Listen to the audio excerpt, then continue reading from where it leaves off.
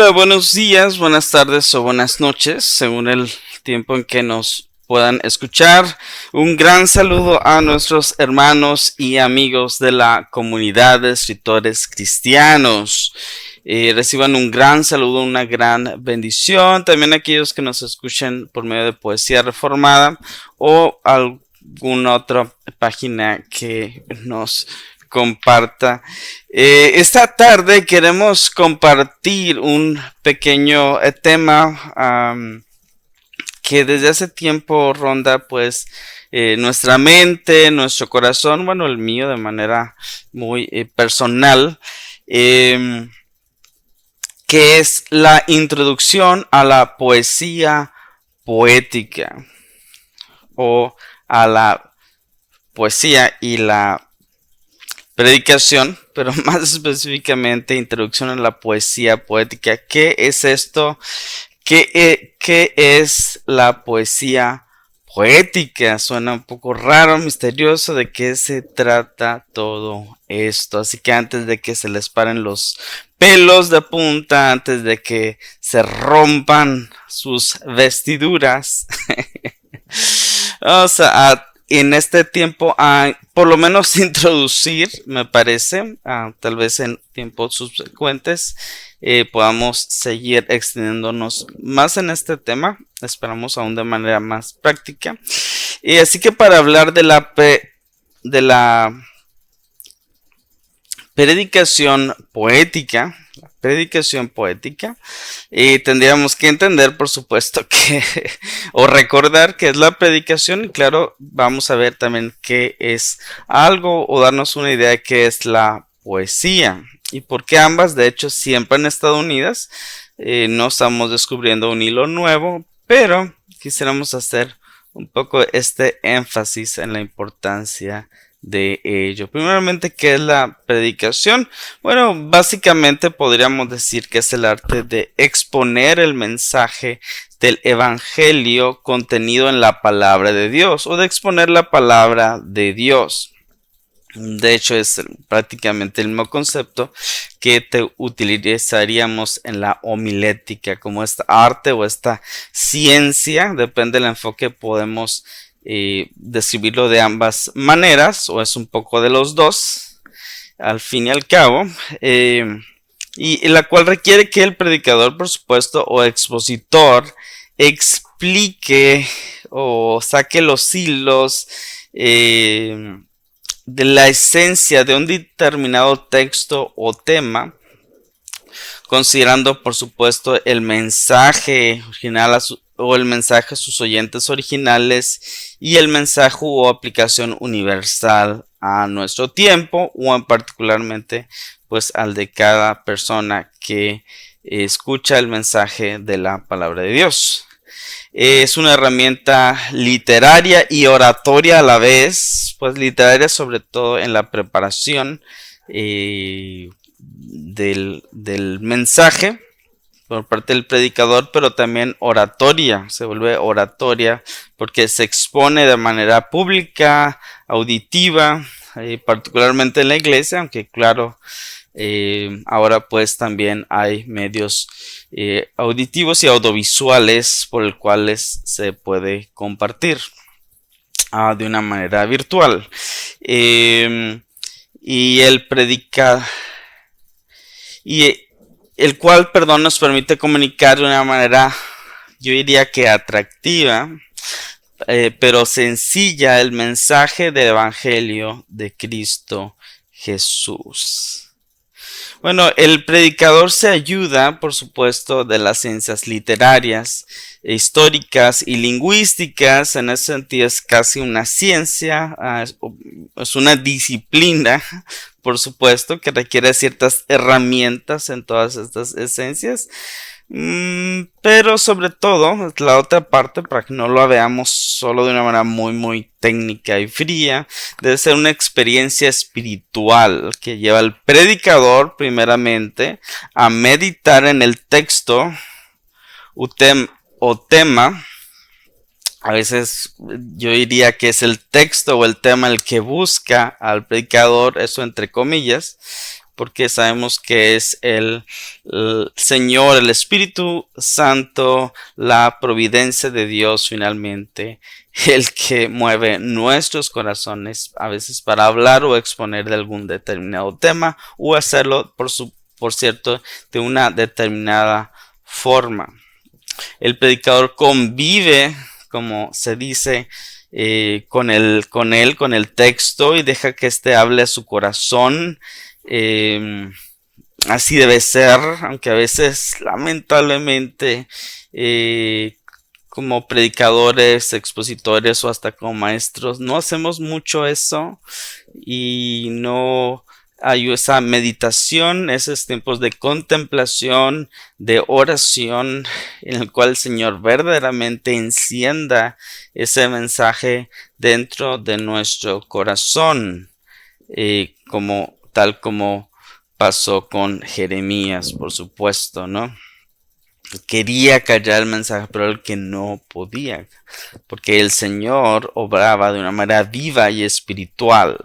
Así que no es algo realmente tan técnico, eso debemos de entender la diferencia. Es una experiencia espiritual tanto para el que predica la palabra como para aquel que escucha la palabra de Dios. Así que la predicación suele tener una estructura muy básica, que puede ser una introducción, por supuesto, que debería ser unos 5, tal vez 5 o 10 minutos, y aunque luego nos gusta alargarnos un poco, ¿verdad? La presentación del tema, que puede ser formal, ¿no? Este es mi tema de hoy y este es mi texto, que es muy muy bueno como parte de la liturgia de la predicación o de la homilía, como usted quiera llamarlo, que se lea el texto, ¿no? O sea, el predicador lo lee, o sea, a veces como se hace, que conjunto con con los congregantes o feligreses.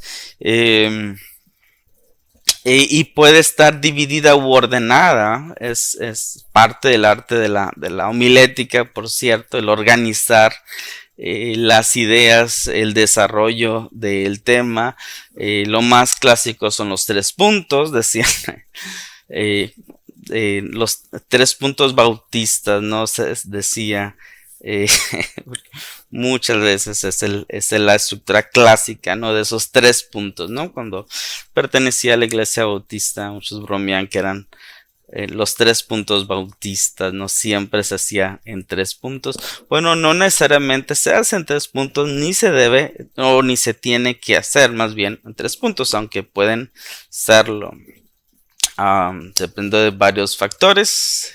Por supuesto, podrían ser 4, podría ser 5, o inclusive podrían ser solo 2 puntos, lo cual también podría ser muy provechoso. El predicador, a veces hay predicadores, sobre todo aquellos muy expositivos, bajo la técnica expositiva modernas, que son muy homiléticos y puedes ver el esqueleto, la estructura, el punto número 1, a veces hasta te lo dicen, punto número 1, punto número 2, punto número 3 de su exposición. Hay otros que la progresión puede ser un poco más suave, ¿no? Tienes que ser como muy observador, muy buen oyente para decir, ok, aquí ya cambió a otro punto, aquí ya cambió a otro verso, etcétera. Bueno, ambas cosas pueden ser, por supuesto, provechosas o buenas. Un punto muy importante en realidad son las ilustraciones, más de lo que ya muchos esperarían, aunque también puede haber cierto abuso, por supuesto. De eso son las ilustraciones. Como la palabra lo dice, las ilustraciones dan luz a nuestro tema, dan luz a lo que queremos enseñar y a la vez ayudan a las personas no solo que escuchan el mensaje del evangelio y la predicación, no solamente a asimilarlo, entenderlo. A veces nuestra ilustración sea la causa de que ellos recuerden el tema, Para bien o para mal, a veces solo van a recordar tu ilustración y no toda la palabra, las palabras que duraste diciendo los 40 minutos, pero a través de la ilustración recordarán la esencia de lo que tú enseñaste. Eh, que puede ser, por supuesto, una historia, puede ser un pequeño cuento, un pequeño poema, una pequeña alegoría, anécdota, sea real o ficticia, pero que vaya, que vaya acorde o en armonía con lo que quieres enseñar, de luz, de un mejor entendimiento. Es como la carne que la haces así, pequeñas mechitas, ¿no? O la más suave para que la gente la pueda digerir. Y muy bien, entonces esto hará que la predicación pueda, el mensaje de la predicación pueda sentarse de una manera mejor en el corazón de las personas. Alguna vez escuché incluso estando en un taller de predicación en la Shepherd's Conference de John MacArthur, me parece que el propio Tolopilo decir que las ilustraciones no eran muy importantes, solamente con decir lo que el texto significaba y ya. Pero yo no podría estar, por supuesto, más en desacuerdo con esto. Creo que las ilustraciones como las aplicaciones son muy importantes y inclusive esas grandes predicadores puritanos que están de repente mucho en boga en esos movimientos, realmente ellos utilizaban mucho todos esos elementos. Ellos eran mucho menos técnicos y fríos de lo que a veces muchos predicadores no calvinistas son, o reformados, o no sé, pero realmente había algo de pasión en el corazón y también de la manera en la cual pues exponían el texto, pero también la aplicaban. Entonces, algo muy importante. Ahora, la predicación, pues podríamos hablar volúmenes y volúmenes con respecto a ella. Nuestro tema es la poesía y la predicación, o la predicación poética. Es lo que podríamos llamar la predicación poética. Así que la otra pregunta obligada es, por supuesto, ¿qué es la poesía? Bueno, la poesía generalmente se escribe como la manifestación de la belleza o el sentimiento por medio de la palabra, sea en verso o en prosa, aunque el verso está muy relacionado en la mente colectiva, generalizada, con el verso. Y las personas quieren hacer un poema y quieren hacer versos. Bueno, eso no necesariamente es cierto, sobre todo en la poesía moderna y contemporánea. Generalmente no se recurre tanto al verso o a la rima como tal, mucho menos, digamos, a la métrica, a un soneto, ¿no? Al contar las sílabas, lo cual es todo un arte y una técnica hermosa, increíble, a aquellas grandes lumberas, aquellos grandes poetas que lo hacían, pero no necesariamente, pero sí tiene una cierta ritmo, una cierta musicalidad, sí se expresa definitivamente a través de metáforas bastante profundas, a través de alegorías bastante profundas y una cierta estructura bastante sencilla en un sentido, o sea, sencilla comparado con la inmensidad de palabras que vemos en una novela, pero igualmente hermosa, ¿no? O a veces en la poesía moderna la manera en que estén colocadas las palabras y los versos también nos dice mucho, ¿no? Es parte del arte. También se puede dividir entre sus diversos géneros, la poesía lírica, aquella poesía que se cantaban, que por supuesto la música es poesía a la misma vez. Obviamente, ya que vamos a ir para allá, pero los salmos son poesía lírica, es decir, era acompañado por medio de instrumentos de cuerda, instrumentos de viento, etcétera, etcétera. Y inclusive más allá del salterio, pues la himnología a través de la historia cristiana, pues también son básicamente poesía lírica. La épica, como el poema del mío Cid, aunque hay poemas épicos también, más cortos, pero pueden narrar historias, pero su estructura es poética, dramática, etcétera.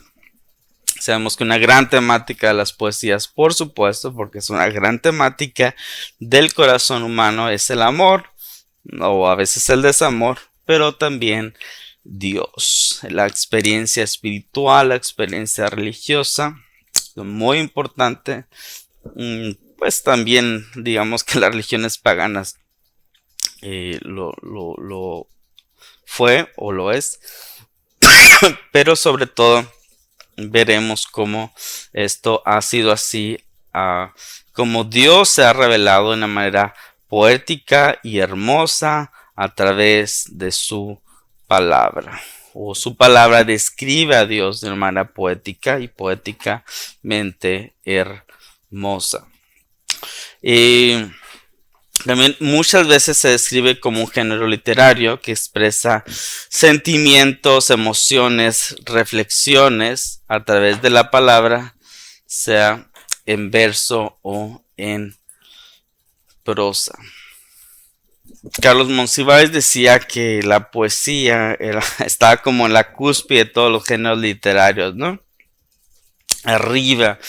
Pero en realidad podríamos decir que ella misma se impregna de otros géneros, como lo estábamos describiendo, pero sobre todo impregna a otros géneros. Es decir, podemos tener poesía épica, que prácticamente te cuenta una historia, pero también cuentos y hasta una novela completa escritas en prosa poética, lo cual es pues hermoso. Y aunque casi toda buena novela en sí tendrá elementos, ¿no?, de ello.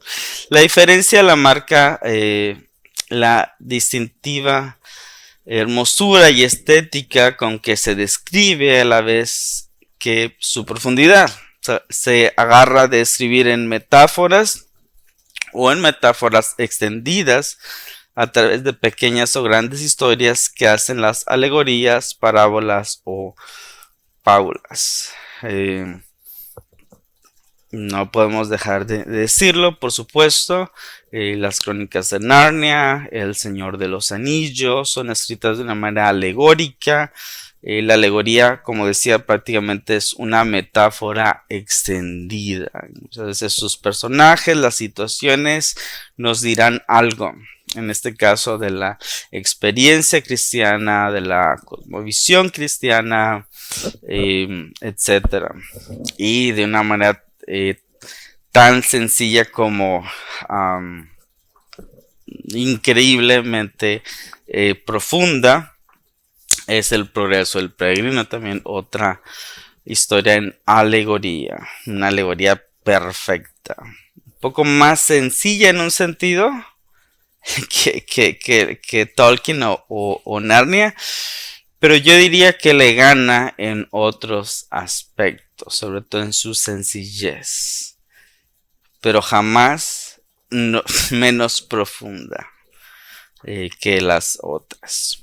Bueno, esta distinción de escribir el lenguaje poético o por momentos de nuestra historia o ensayo, también en los ensayos es un género literario que a muchos les gusta mucho escribir ensayos a través de la teología. El ensayo es realmente un género literario que se puede y se debe, inclusive, si es un buen ensayo, de alimentar de otros géneros, y una manera muy buena para que los que escriban ensayos de cualquier tipo es alimentarse de la poesía, alimentarse de historias, alimentarse de la manera en que describas tu ensayo, tus ideas, va a marcar la gran diferencia. La ha marcado los grandes predicadores, la manera en que Carlos Spurgeon exponía, la manera en que George Whitefield exponía, bueno, aún con lo controvertido o no, Jonathan Edwards lo hacía, o Wesley, o los grandes pues predicadores. Entonces es lograr una belleza estética, literaria, una profundidad con ello, y esto hará que las personas no solo recuerden con mayor profundidad tu ensayo, tu historia, sino que la asimilen y entiendan de una mejor manera. La predicación poética lo se trata es de aprender a utilizar estas herramientas poéticas y literarias para dar a conocer el mensaje del Evangelio. Podríamos decir, recuerden que el Señor se revela a sí mismo a través de su palabra, ¿no? Para entender, ¿tiene esto sentido o a qué nos estamos enfrentando? Claro, el Señor se revela a través de su palabra, nuestra Biblia que aquí tenemos, y está inspirada de una manera hermosa, poética y literariamente, y además muy diversa, con toda esa diversidad de género. Poesía hebrea pura, que sobre todo va mucho en los paralelismos,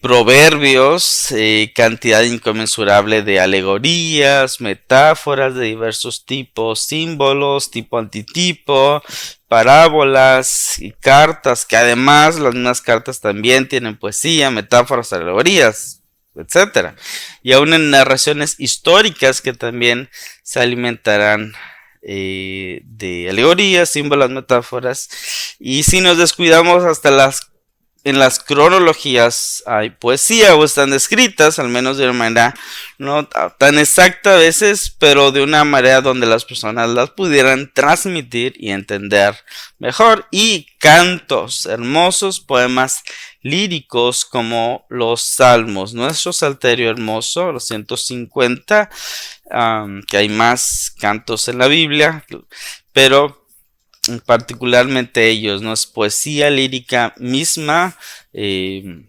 Magnificat de María y otros cantos hermosos, incluyendo aún en las epístolas, como ya se ha tratado, algunos extractos que muchos por eso consideran, como el mismo Hendrickson, como himnos de esos primeros años de la cristiandad,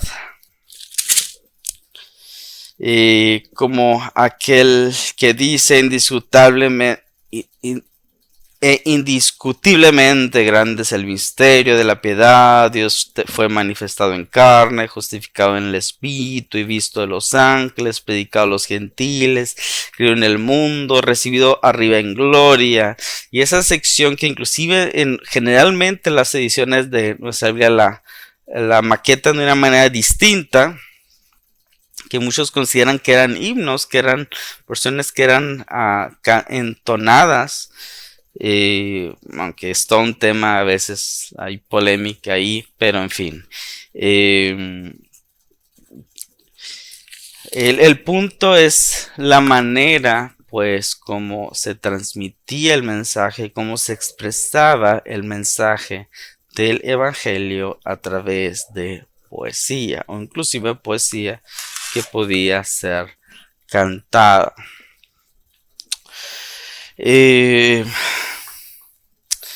Por supuesto, la misma hermosura de Dios como atributo. La hermosura de Dios significa básicamente que el Dios es el conjunto de todas sus perfecciones.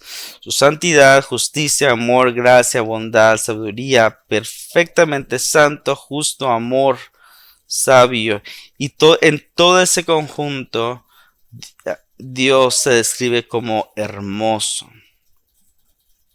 Por supuesto, una cosa dice, he demandado a Jehová, Salmo 27:4, esa buscaré, que esté yo en la casa de Jehová todos los días de mi vida para contemplar la hermosura de Jehová. Nuestro Señor es hermoso. Contemplar su santidad, su bondad, su justicia, su celo y su ira inclusive. Y Él también, por supuesto,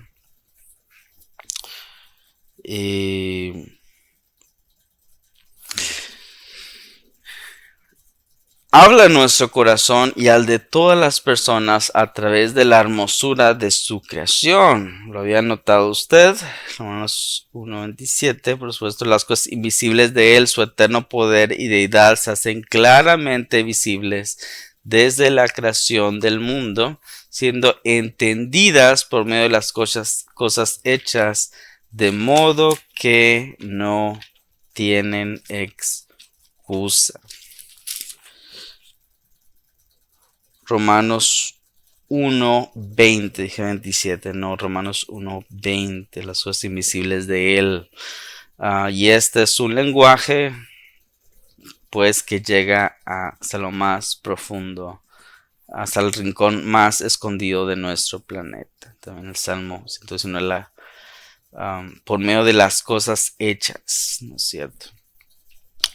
Entonces, Él nos habla también de una manera hermosa a través de su palabra, que es poesía, pero en ello también recuerden que la expresión máxima de su gloria, del ser de Dios, es a través de Jesucristo, de el Logos.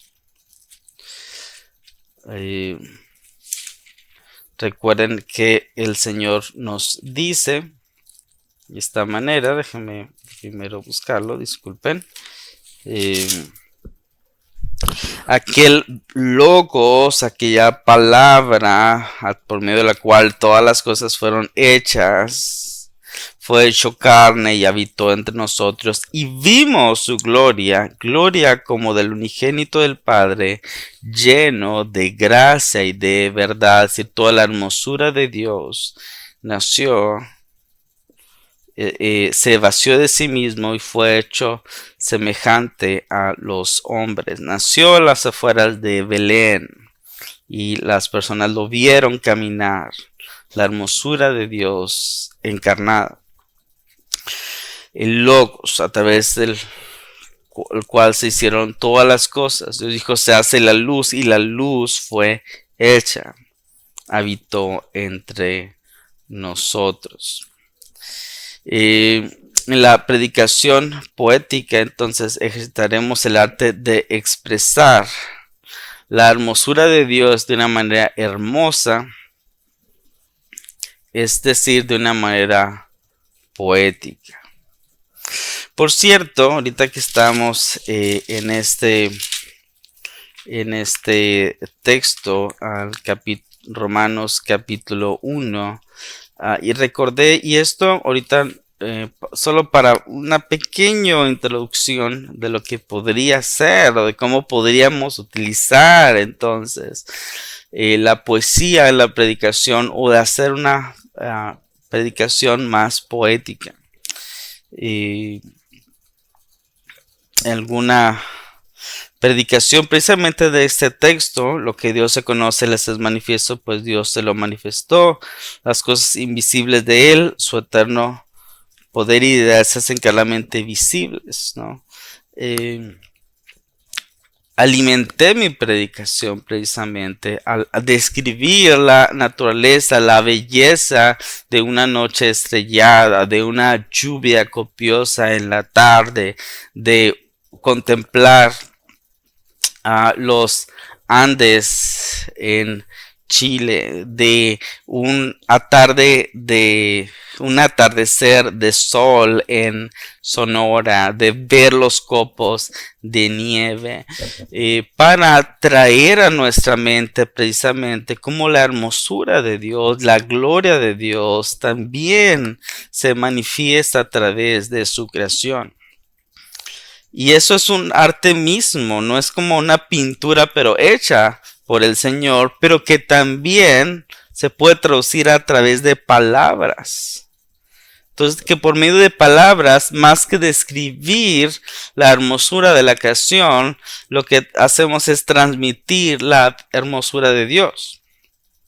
Y jalando al corazón de las personas al Dios verdadero. Por ejemplo, lo que hizo Pablo en Hechos 17, ¿no es cierto? Inteligente, retórica, vamos a decirles, he presentado ustedes que han hecho esto al Dios no conocido, y de este Dios es el que yo les hablo, y empieza a hablarles. Entonces, de manera que por medio de las palabras, entonces es que Dios se revela, y es por medio de las palabras que nosotros también entonces transmitimos el mensaje del Evangelio. También en alguna ocasión hice una predicación sobre el Salmo 91 y aquí me jalé de una técnica que puede ser tanto literaria como cinematográfica, que me parece que de hecho la literatura de la cinematografía, o por lo menos se reforzó en ella más bien, de hacer paralelismos y de irnos de una parte de la historia a otra, como por ejemplo en La ciudad de los perros de Mario Vargas Llosa, ¿no es cierto? Que estamos viendo la historia del colegio militar y luego nos vemos a la historia del jaguar, que son los personajes cuando estaba más joven en Lima, etcétera. Entonces esos paralelismos muy comunes y sobre todo ahora creo que lo vemos más en la cinematografía o en las series.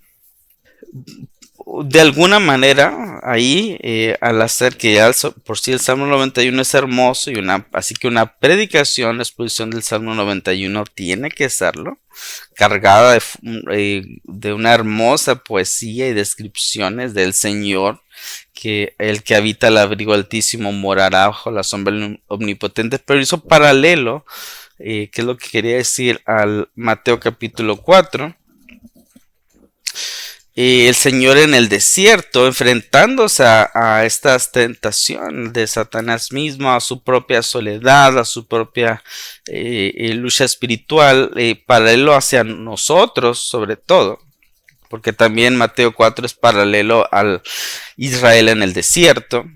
Es que hasta algo muy importante que no se debe perder. Todas las citas del Señor van a Deuteronomio, que él utiliza.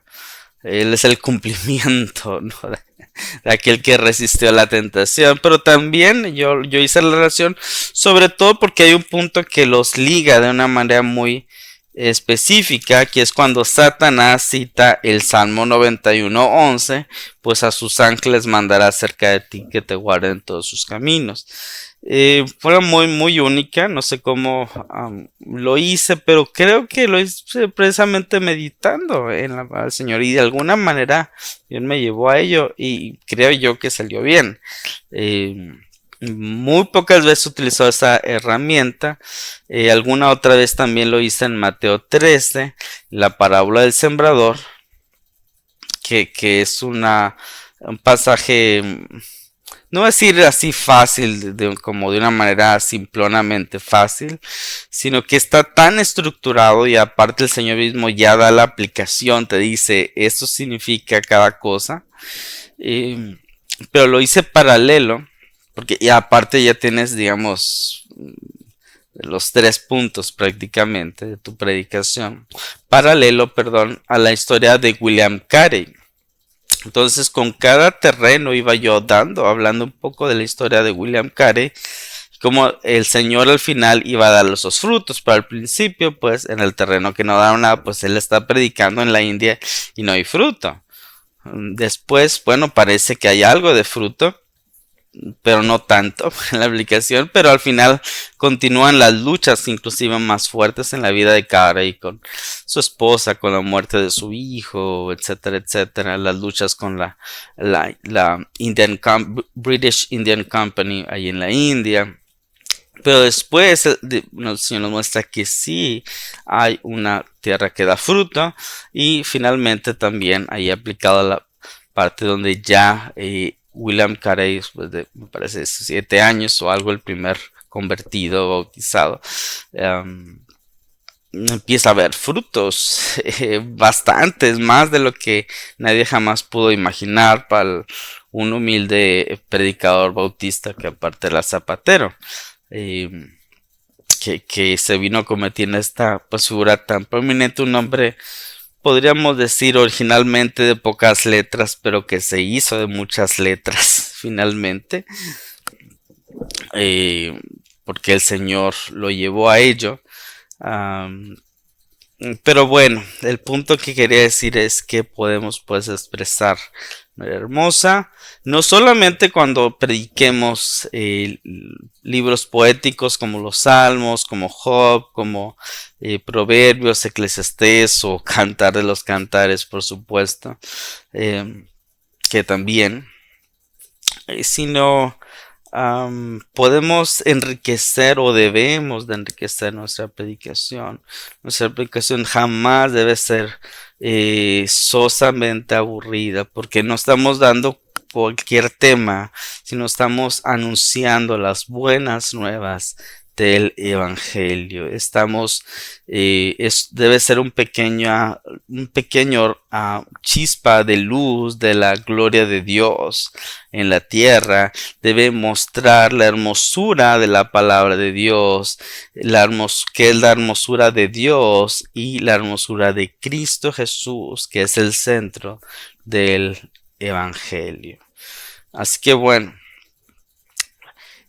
por hoy vamos a dejar este tema aquí y esperamos poder seguir compartiendo entonces de cómo podemos compartir el mensaje de la palabra de Dios de una manera hermosa, tal como Él mismo lo hizo, y cómo podemos hacer entonces que la hermosura de la gloria de Dios se refleje a través de nuestro mensaje.